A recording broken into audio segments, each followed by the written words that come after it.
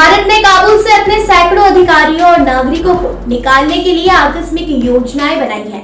दरअसल तालिबान के रविवार सुबह राजधानी काबुल में प्रवेश करने की खबरों के बाद वहां लोगों में डर पैदा हो गया है। इस बीच विद्रोही द्वारा हमले तेज किए जाने के बाद रविवार को अफगान राष्ट्रपति अशरफ गनी देश छोड़कर चले गए।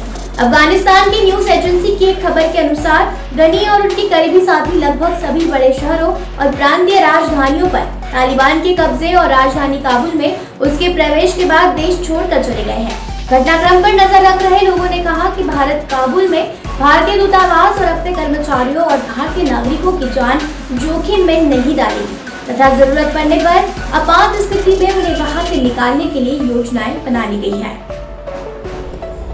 उन्होंने बताया कि सरकार अफगानिस्तान में तेजी से बदल रहे घटनाक्रमों पर करीबी नजर रख रही है। हम काबुल में भारतीय दूतावास में अपने कर्मचारियों की जान खतरे में नहीं डालेंगे। हालांकि अफगानिस्तान में तेजी से हो रहे घटनाक्रम पर भारत की ओर से कोई आधिकारिक टिप्पणी नहीं आई है। यह पूछे जाने पर कि काबुल से भारतीय कर्मचारियों और नागरिकों को कब निकाला जाएगा, इस पर उन्होंने कहा कि जमीनी हालात को देखते हुए फैसले लिए जाएंगे। समझा जाता है कि भारतीय वायुसेना के सैन्य परिवहन विमान C-17 ग्लोब मास्टर के एक बेड़े को लोगों तथा कर्मचारियों को निकालने के लिए तैयार रखा गया है। काबुल से प्राप्त खबरों के अनुसार तालिबान के लड़ाकों ने शहर के बाहरी इलाकों में प्रवेश कर लिया है, जिससे निवासियों में डर और घबराहट पैदा हो गई है। पिछले कुछ दिनों में तालिबान ने अफगानिस्तान के ज्यादातर हिस्सों पर कब्जा जमा लिया है। उसने कंधार, हेरात, मज़ार-ए शरीफ और जलालाबाद जैसे शहरों समेत 34 में से 25 प्रांतीय राजधानियों पर कब्जा जमा लिया है।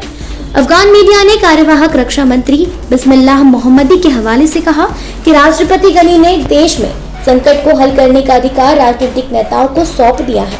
मोहम्मदी ने कहा कि देश के हालात पर बातचीत के लिए एक प्रतिनिधिमंडल सोमवार को दोहा का दौरा करेगा। अफगानिस्तान के राष्ट्रीय सुलह परिषद के अध्यक्ष अब्दुल्ला देश छोड़ने के लिए गनी की आलोचना करते हुए दिखाई दिए और कहा कि अल्लाह उनसे जवाब लेगा और राष्ट्र उन्हें न्याय के कटघरे में लाएगा। अफगानिस्तान के पूर्व राष्ट्रपति हामिद करज़ई ने ट्विटर पर कहा कि राष्ट्रपति गनी के जाने के बाद सत्ता हस्तांतरण के लिए एक समन्वय परिषद का गठन किया गया है, जिसमें वे अब्दुल्ला और गुलबुद्दीन हिकमतयार शामिल हैं। इससे पहले अफगानिस्तान के राष्ट्रपति भवन ने ट्विटर पर कहा था कि काबुल में हालात नियंत्रण में है और उस पर हमला नहीं किया गया है। हालांकि छिटपुर गोलीबारी की घटनाएं हुई हैं। उन्होंने बताया कि अफगान सुरक्षा बल अपने अंतर्राष्ट्रीय साझेदारों के साथ काम कर रहे हैं ताकि काबुल की सुरक्षा सुनिश्चित की जा सके। पश्तो भाषा में एक बयान में कहा गया है कि काबुल पर हमला नहीं किया गया है। देश के सुरक्षा और रक्षा बल शहर की सुरक्षा सुनिश्चित करने के लिए अंतर्राष्ट्रीय साझेदारों के साथ मिलकर काम कर रहे हैं तथा हालात नियंत्रण में है।